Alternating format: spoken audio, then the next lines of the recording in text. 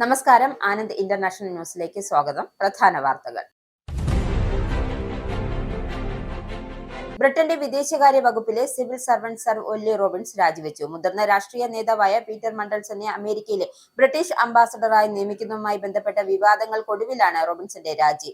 Peter മണ്ടൽസനെതിരെ സുരക്ഷാ ഏജൻസികൾ അനുകൂലമല്ലാത്ത report നൽകിയിട്ടും അധികാരം ഉപയോഗിച്ച് ക്ലിയറൻസ് അനുവദിച്ചതാണ് വിവാദത്തിന് കാരണം. റോബിൻസന്റെ രാജി ബ്രിട്ടീഷ് രാഷ്ട്രീയത്തിൽ കനത്ത വിവാദങ്ങൾക്ക് തിരികൊളുത്തി. പ്രധാനമന്ത്രി കെയർ സ്റ്റാമറും വിദേശകാര്യ സെക്രട്ടറി എവറ്റ് കൂപ്പറും റോബിൻസനോട് അവിശ്വാസം രേഖപ്പെടുത്തി.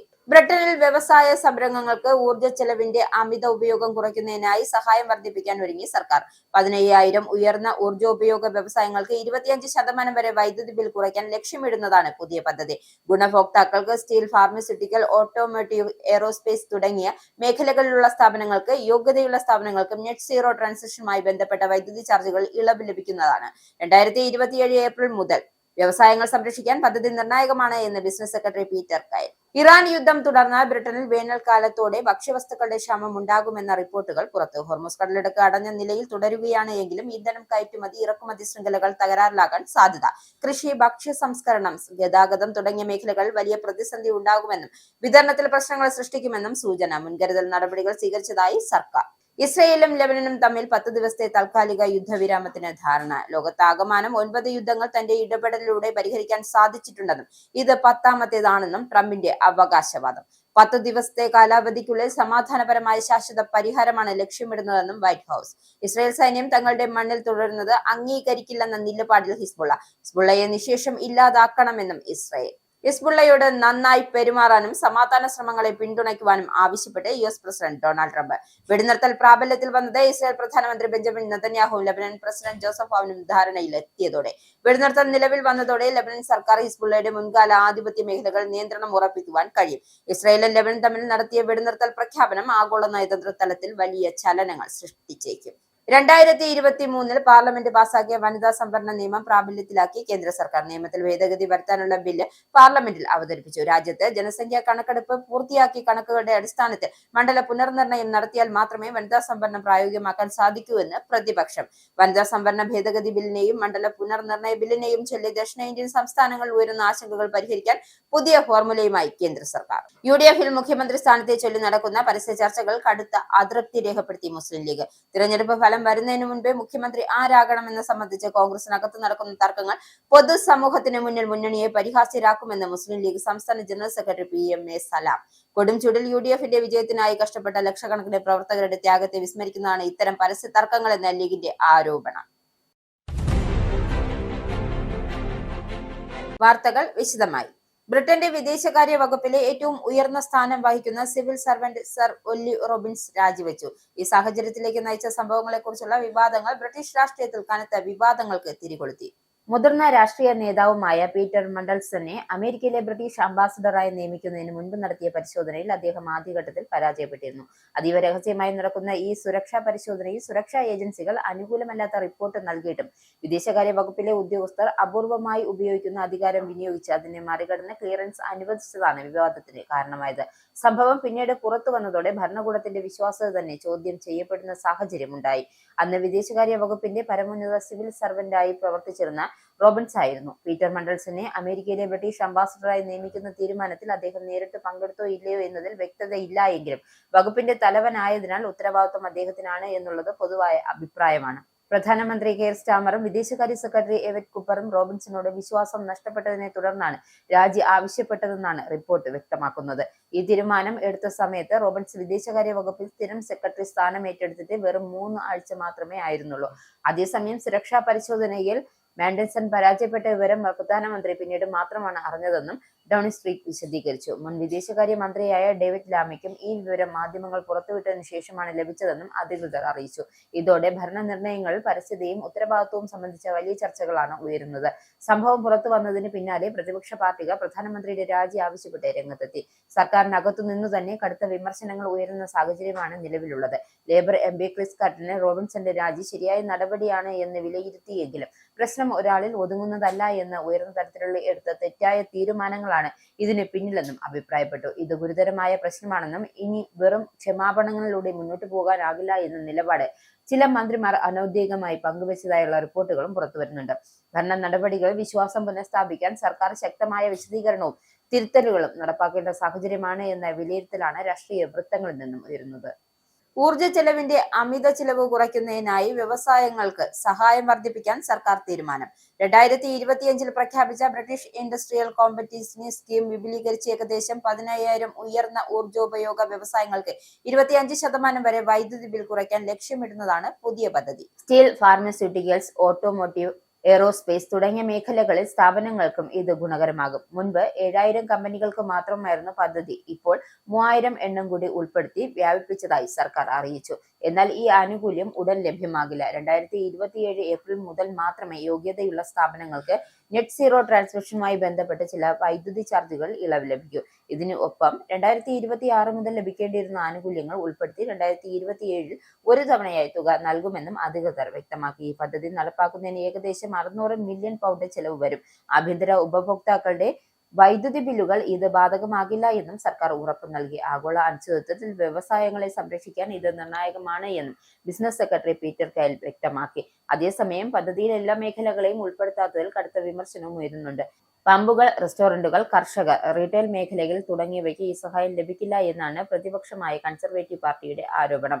കോൺഫെഡറേഷൻ ഓഫ് ബ്രിട്ടീഷ് ഇൻഡസ്ട്രീസ് ഇത് പ്രധാനപ്പെട്ട മുന്നേറ്റം എന്ന് വിലയിരുത്തുന്നു എങ്കിലും യൂറോപ്പിനേക്കാൾ 50% വരെ കൂടുതൽ വൈദ്യുതി ചിലവ് നൽകേണ്ടി വരുന്ന പ്രശ്നത്തിൽ കൂടുതൽ പരിഹാരങ്ങൾ ആവശ്യമാണ് എന്ന് വ്യവസായ വൃത്തങ്ങൾ വ്യക്തമാക്കി. നിലവിൽ 4 ബിസിനസ്സുകളിൽ 1 ഊർജ്ജ ചിലവിന്റെ സമ്മർദ്ദത്തിലാണ് എന്ന് പുറത്തുവരുന്ന റിപ്പോർട്ടുകൾ സൂചിപ്പിക്കുന്നു.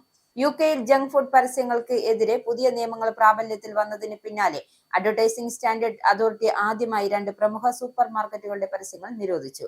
ലിഡനും ഐസ്ലാൻഡും food, Instagram, Daily Mail website എന്നിവയിൽ പ്രചരിപ്പിച്ച പരസ്യങ്ങളാണ് നിയമലംഘനങ്ങളായി കണ്ടെത്തിയത്.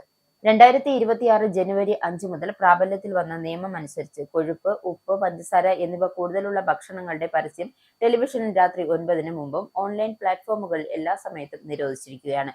ലിഡിൽ നോർത്തേൺ അയർലൻഡിൽ സോഷ്യൽ മീഡിയ ഇൻഫ്ലുവൻസറായ എമ്മ കിയർണി വഴി ബേക്കറി ഉൽപ്പന്നങ്ങൾ പ്രൊമോട്ട് ചെയ്ത ഇൻസ്റ്റഗ്രാം പോസ്റ്റാണ് വിവാദമായത്.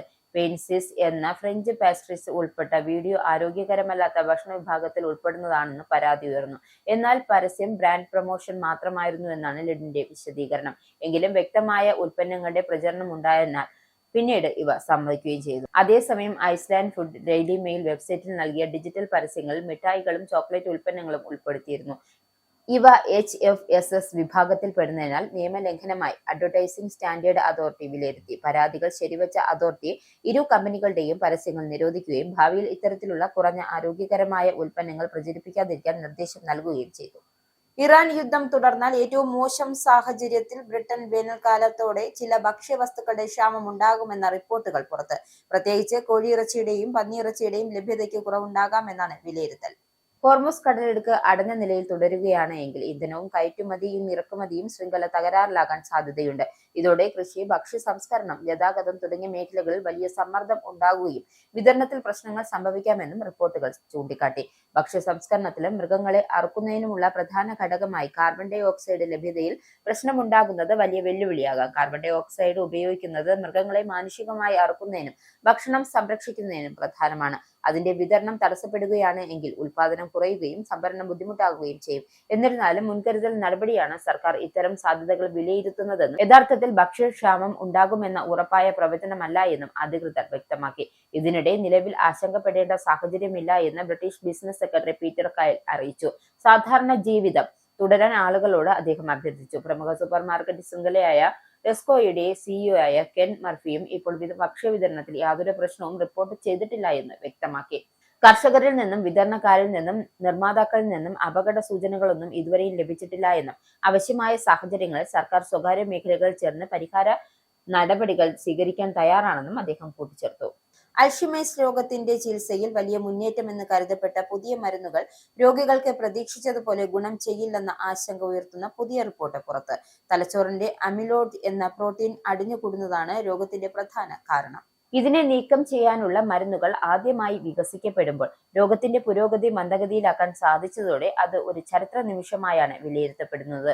എന്നാൽ രോഗലക്ഷണങ്ങളിൽ വ്യക്തമായ പുരോഗതി ഉണ്ടാകുമെന്ന പ്രതീക്ഷയും ഈ പുതിയ കണ്ടെത്തൽ വലിയ തിരിച്ചടിയാണ് നൽകുന്നത്. സ്വതന്ത്രമായ ആരോഗ്യ വിശകലനങ്ങൾക്ക് പ്രശസ്തമായ ക്രോക്ടൺ സംഘത്തിന്റെ വിശദമായ പഠനത്തിൽ 20,342 പേർ പങ്കെടുത്ത 17 വ്യത്യസ്ത ക്ലിനിക്കൽ പരീക്ഷണങ്ങളാണ് പുതിയ കണ്ടെത്തലുകൾക്ക് കാരണമായത്. ഈ പഠനങ്ങളിൽ അമിലോയ്ഡ് നീക്കം ചെയ്യുന്ന മരുന്നുകൾ തലച്ചോറിന്റെ നാശം കുറച്ചെങ്കിലും രോഗികളുടെ ഓർമ്മശക്തിയിലും ദിവസേന ജീവിത നിലവാരത്തിലും അതിന്റെ സ്വാധീനം വളരെ പരിമിതമാണ് എന്ന് കണ്ടെത്തിയിരിക്കുന്നു. രോഗത്തിന്റെ ഗതി ചെറിയ തോതിൽ മന്ദഗതിയിലാക്കാൻ കഴിഞ്ഞു എങ്കിലും അത് രോഗികൾക്ക് കാര്യമായ പുരോഗതി നൽകുന്നില്ല എന്നതാണ് പഠനത്തിന്റെ പ്രധാന വിലയിരുത്തൽ. അതുകൊണ്ട് തന്നെ ഈ ചികിത്സയുടെ യഥാർത്ഥ പ്രയോജനം സംബന്ധിച്ച് കൂടുതൽ സംശയങ്ങൾ ഉയരുകയാണ്. ഇതോടൊപ്പം ഈ മരുന്നുകൾക്ക് ചില ഗൗരവമായ പാർശ്വഫലങ്ങളും ഉണ്ടാക്കാമെന്ന റിപ്പോർട്ടും മുന്നറിയിപ്പ് നൽകുന്നു. തലച്ചോറിൽ വീക്കമുണ്ടാകുന്നതും രക്തസ്രാവം പോലുള്ള അപകടങ്ങളും രേഖപ്പെടുത്തിയിട്ടുണ്ട്. കൂടാതെ ഈ മരുന്നുകൾ 2 ആഴ്ച മുതൽ 4 ആഴ്ച വരെയുള്ള ഇടവേളകൾ നിരന്തരം നൽകേണ്ടതും രോഗികൾക്കും അവരുടെ കുടുംബാംഗങ്ങൾക്കും വലിയ ബുദ്ധിമുട്ടായി മാറിയിരിക്കുന്നു. ഉയർന്ന ചെലവും ചികിത്സയുടെ ഭാരവും കൂടി പരിഗണിക്കുമ്പോൾ പലർക്കും ഇത് പ്രായോഗികമല്ല എന്നതാണ് വിദഗ്ധരുടെ അഭിപ്രായം. രോഗികൾക്ക് ഈ ചികിത്സയിൽ നിന്നും വലിയ ഗുണം ലഭിക്കില്ലെന്നും മറിച്ച് ഇത് ഒരു അധിക ഭാരമായി മാറാം എന്നതാണ് ഡോക്ടർമാർ വ്യക്തമാക്കുന്നത്. ഇസ്രയേലും ലെബനനും തമ്മിൽ 10 ദിവസത്തെ താൽക്കാലിക യുദ്ധവിരാമത്തിന് ധാരണയാക്കിയത് മധ്യസ്ഥ വിജയകരമെന്ന് അമേരിക്കൻ പ്രസിഡന്റ് ഡൊണാൾഡ് ട്രംപ്. ഇതുവരെ ലോകത്താകമാനം 9 യുദ്ധങ്ങൾ തന്റെ ഇടപെടലിലൂടെ പരിഹരിക്കാൻ സാധിച്ചിട്ടുണ്ടെന്നും ഇത് 10ാമത്തേതാണെന്നും ട്രംപ്. സമാധാന ചർച്ചകൾക്ക് വഴി തുറക്കുന്നതിനായി ഇരു രാജ്യങ്ങളുടെയും ഭരണാധികാരികളുമായി ട്രംപ് നേരിട്ട് ചർച്ച നടത്തുകയും അവരെ വൈറ്റ് ഹൌസിലേക്ക് ക്ഷണിക്കുകയും ചെയ്തിരുന്നു. 10 ദിവസത്തെ കാലാവധിക്കുള്ളിൽ സമാധാനപരമായ ശാശ്വത പരിഹാരം കണ്ടെത്താനാണ് US ലക്ഷ്യമിടുന്നത്. ലെബനനിലെ ഹിസ്ബുള്ളയെ നിശേഷം ഇല്ലാതാക്കുമെന്ന നിബന്ധന ഇസ്രയേൽ മുന്നോട്ട് വെച്ചിട്ടുണ്ട്. അതോടൊപ്പം തന്നെ ഇസ്രയേൽ സൈന്യം തങ്ങളുടെ മണ്ണിൽ തുടരുന്നത് അംഗീകരിക്കില്ല എന്ന നിലപാടിലാണ് ഹിസ്ബുള്ള. മേഖലയിൽ ശാശ്വതമായ പരിഹാരം, അതായത് ശാശ്വതമായ സ്ഥിരത ഉറപ്പാക്കാൻ ഈ 10 ദിവസം നിർണായകമാകും എന്നതാണ് വിദഗ്ധർ ചൂണ്ടിക്കാട്ടുന്നത്. Lebanon president Joseph Aoun, Israel പ്രധാനമന്ത്രി ബെഞ്ചമിൻ നെതന്യാഹു എന്നിവരുമായി നടത്തിയ സംഭാഷണങ്ങൾക്ക് പിന്നാലെയാണ് അപൂർവമായ ഈ നയതന്ത്ര നേട്ടം കൈവരിക്കാനായത് എന്നാണ് ട്രംപ് തന്റെ സോഷ്യൽ മീഡിയ പ്ലാറ്റ്ഫോമായ ട്രൂത്ത് സോഷ്യലിൽ കുറിച്ചിരിക്കുന്നത്. ഇരുപക്ഷവും തമ്മിലുള്ള സമാധാന പ്രക്രിയയുടെ ആദ്യ ചുവടുവയ്പായാണ് അദ്ദേഹം ഇതിനെ വിശേഷിപ്പിച്ചത്. ലോകമെമ്പാടുമുള്ള 9 യുദ്ധങ്ങൾ പരിഹരിക്കാൻ തനിക്ക് സാധിച്ചു എന്നത് ഒരു ബഹുമതിയാണ്. ഇത് എന്റെ 10ാമത്തെ ദൗത്യമായിരിക്കും. അതിന് നമുക്കിത് പൂർത്തിയാക്കാം. ട്രംപ് ട്രൂത്ത് സോഷ്യൽ കുറിച്ചത് ഇപ്രകാരമായിരുന്നു. ഇസ്രയേലിന്റെയും ലെബനന്റെയും പ്രതിനിധികൾ ഈ ആഴ്ച ആദ്യം വാഷിംഗ്ടണിൽ കൂടിക്കാഴ്ച നടത്തിയതായും അദ്ദേഹം വെളിപ്പെടുത്തി. കഴിഞ്ഞ 34 വർഷത്തിനിടയിൽ ഇത്തരത്തിലുള്ള ആദ്യ കൂടിക്കാഴ്ചയായിരുന്നു ഇത്. ഹിസ്ബുള്ളയോട് നന്നായി പെരുമാറുവാനും സമാധാന ശ്രമങ്ങളെ പിന്തുണയ്ക്കുവാനും ആവശ്യപ്പെട്ട് US പ്രസിഡന്റ് ഡൊണാൾഡ് ട്രംപ്.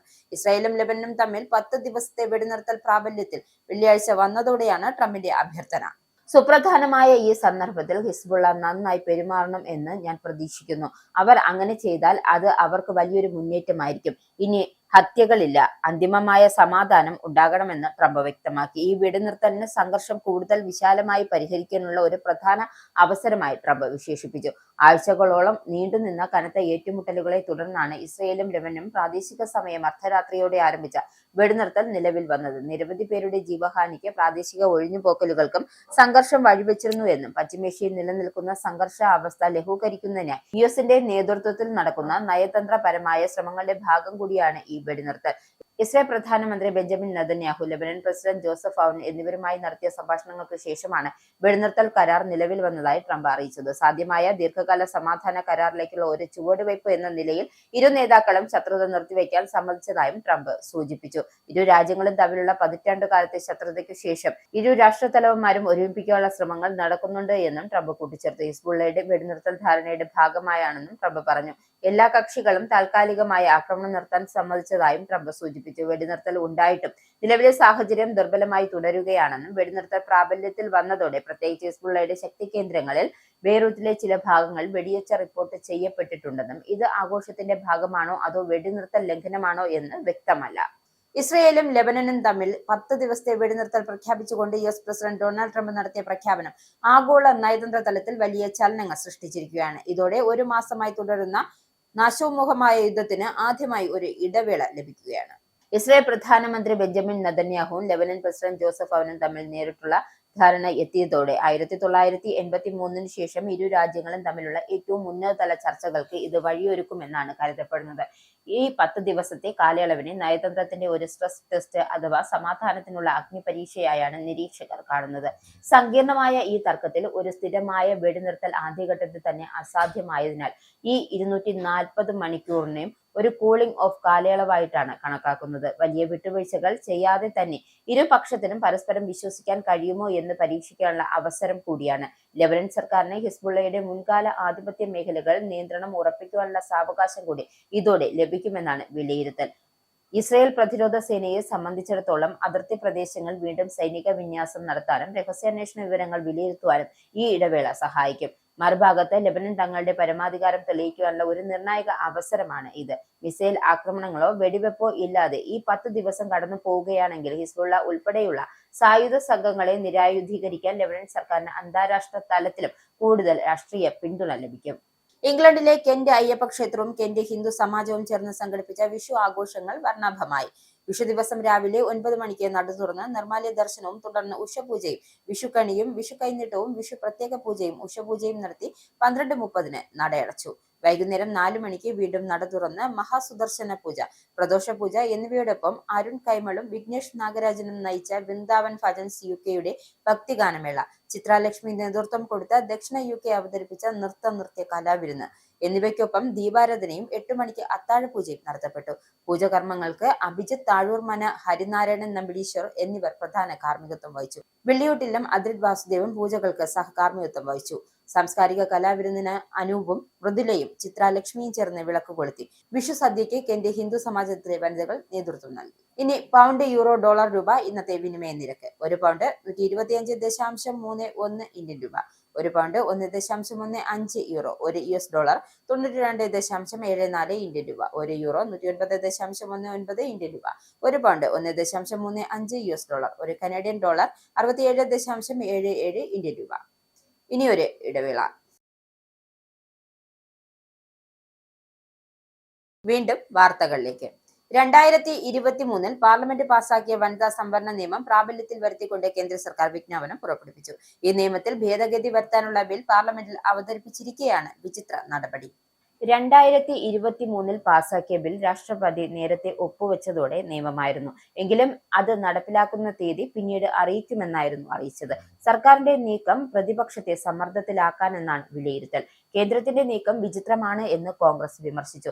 നിയമം പ്രാബല്യത്തിൽ വന്നുവെങ്കിലും ഇത് പ്രായോഗികമായി നടപ്പിലാക്കുന്നതിന് ചില സാങ്കേതിക തടസ്സങ്ങൾ നിലനിൽക്കുന്നുണ്ട്. നിയമം പൂർണ്ണതോതിൽ നടപ്പിലാക്കണമെങ്കിൽ ആദ്യം രാജ്യത്തെ ജനസംഖ്യ കണക്കെടുപ്പ് പൂർത്തിയാക്കേണ്ടതുണ്ട്. അതിനുശേഷം ലഭിക്കുന്ന കണക്കുകളുടെ അടിസ്ഥാനത്തിൽ മണ്ഡല പുനർനിർണയം നടത്തിയാൽ മാത്രമേ വനിതാ സംവരണം പ്രായോഗികമാക്കാൻ സാധിക്കൂ.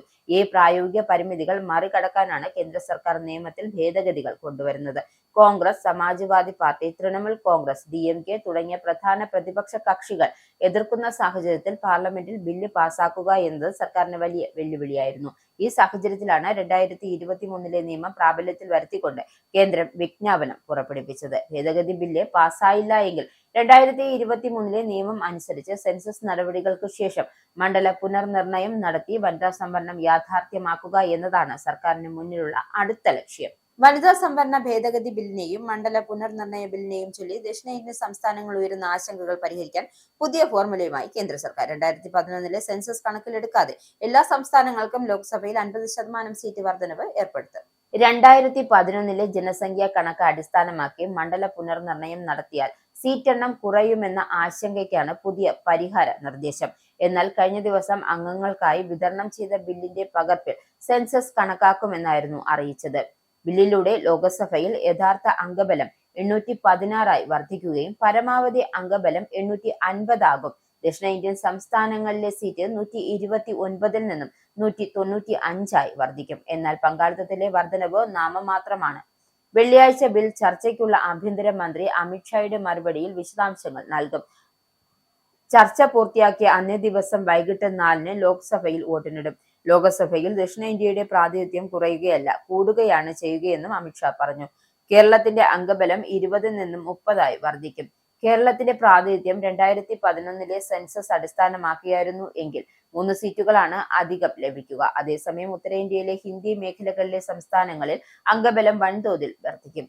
ഉത്തർപ്രദേശിന്റെ സീറ്റ് നില 80 നിന്നും 120 ആകും. വ്യാഴാഴ്ച വയനാട് MP പ്രിയങ്ക ഗാന്ധി വദ്രെ ലോക്സഭയിൽ നടത്തിയ പ്രസംഗം അതിന്റെ ശൈലി കൊണ്ട് പ്രതിപക്ഷ ശബ്ദങ്ങളെ വേറിട്ടു നിന്നു. നെഹ്റു പാരമ്പര്യത്തെ ഉദ്ധരിച്ചും ഭരണപക്ഷത്തെ രൂക്ഷമായി വിമർശിച്ചും സ്ത്രീകളുടെ സംവരണത്തെയും മണ്ഡല പുനർനിർണയത്തെയും കുറിച്ചും സംസാരിച്ച പ്രിയങ്ക തന്റെ പ്രസംഗ പാടവം പ്രകടിപ്പിച്ചു. വെറും 21 മിനിറ്റ് മാത്രമാണ് പ്രിയങ്ക സംസാരിച്ചതെന്നും അതിലേറെ ശ്രദ്ധേയവും. സൗമ്യതയും വ്യക്തമായ വിമർശനങ്ങളും സമന്വയിപ്പിച്ച് അവരുടെ പ്രസംഗം കടുത്ത ധ്രുവീകരണം പ്രകടമാക്കുന്ന സഭയിൽ വേറിട്ടു നിന്നു. വ്യക്തിപരമായ അധിക്ഷേപങ്ങളില്ലാതെ പുഞ്ചിരിയോടെ വിമർശനങ്ങൾ ഉന്നയിക്കാൻ അവർക്ക് സാധിച്ചു.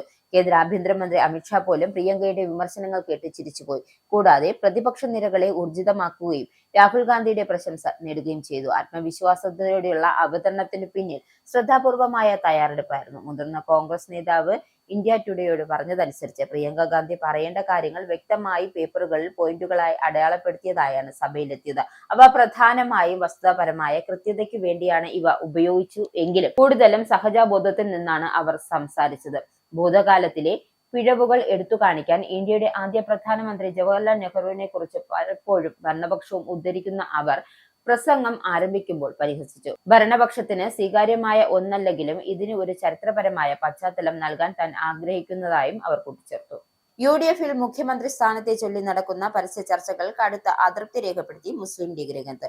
തിരഞ്ഞെടുപ്പ് ഫലം വരുന്നതിന് മുന്നേ മുഖ്യമന്ത്രി ആരാകണമെന്നത് സംബന്ധിച്ച് കോൺഗ്രസിനകത്ത് നടക്കുന്ന തർക്കങ്ങൾ പൊതുസമൂഹത്തിന് മുന്നിൽ മുന്നണിയെ പരിഹാസ്യരാക്കുമെന്ന് മുസ്ലിം ലീഗ് സംസ്ഥാന ജനറൽ സെക്രട്ടറി PMA സലാം വ്യക്തമാക്കി. കൊടും ചൂടിൽ UDF-ന്റെ വിജയത്തിനായി കഷ്ടപ്പെട്ട ലക്ഷക്കണക്കിന് പ്രവർത്തകരുടെ ത്യാഗത്തെ വിസ്മരിക്കുന്നതാണ് ഇത്തരം പരസ്യ തർക്കങ്ങൾ എന്ന് ലീഗ് ആരോപിക്കുന്നു. അത് വോട്ടർമാർക്കിടയിലും പ്രവർത്തകർക്കിടയിലും നൈരാശ്യം ഉണ്ടാക്കാൻ മാത്രമേ ഉപകരിക്കൂ. മുഖ്യമന്ത്രിയെ തീരുമാനിക്കുന്നത് കൃത്യമായ പ്രൊസീജിയർ ഉണ്ടെന്നും വോട്ടെണ്ണി ഭൂരിപക്ഷം കിട്ടിയ ശേഷം മാത്രമേ അത്തരം ചർച്ചകൾ നടത്താവൂ എന്നും PMA സലാം വ്യക്തമാക്കി. ചർച്ചകൾ പാർട്ടിക്കുള്ളിൽ നടത്തുന്നതിൽ കുഴപ്പമില്ലെങ്കിലും അത് പൊതുസമൂഹത്തേക്ക് ഇട്ടത് ഉചിതമല്ല എന്നും അദ്ദേഹം കൂട്ടിച്ചേർത്തു.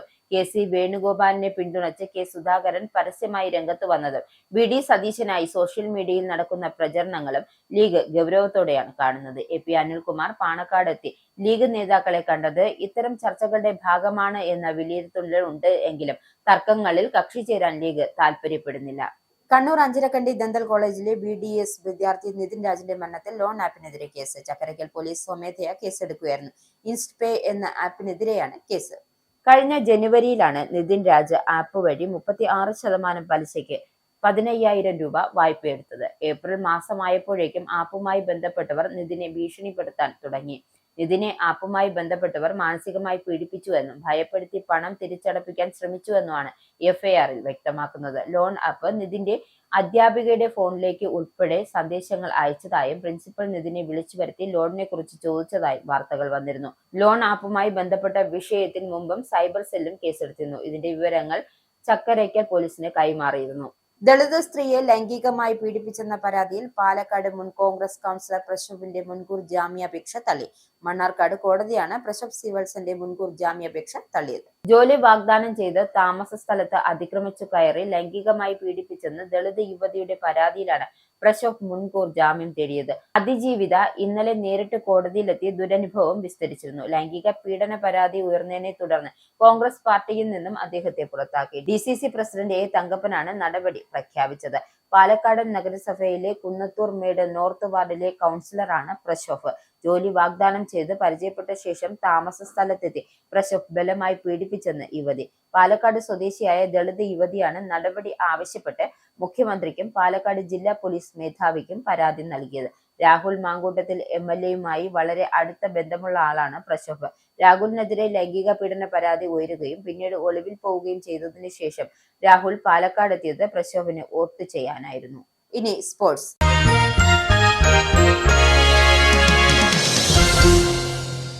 ഇന്ത്യൻ ചെസ്സിൽ സ്വർണ്ണ നേട്ടവുമായി R വൈശാലി. 2026 ഫിഡെ വനിതാ കാൻഡിഡേറ്റ്സ് ടൂർണമെന്റിലെ വൈശാലി കിരീടം ചൂടി.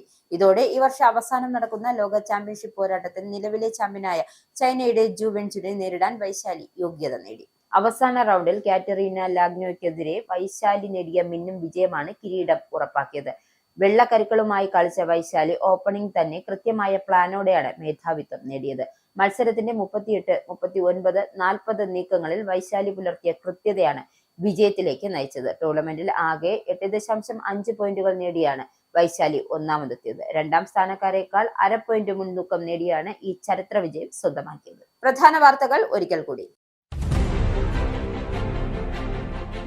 ബ്രിട്ടന്റെ വിദേശകാര്യ വകുപ്പിലെ സിവിൽ സർവന്റ് സർ ഒല്ലി റോബിൻസ് രാജിവെച്ചു. മുതിർന്ന രാഷ്ട്രീയ നേതാവായ പീറ്റർ മണ്ടൽസനെ അമേരിക്കയിലെ ബ്രിട്ടീഷ് അംബാസഡറായി നിയമിക്കുന്നതുമായി ബന്ധപ്പെട്ട വിവാദങ്ങൾക്കൊടുവിലാണ് റോബിൻസന്റെ രാജി.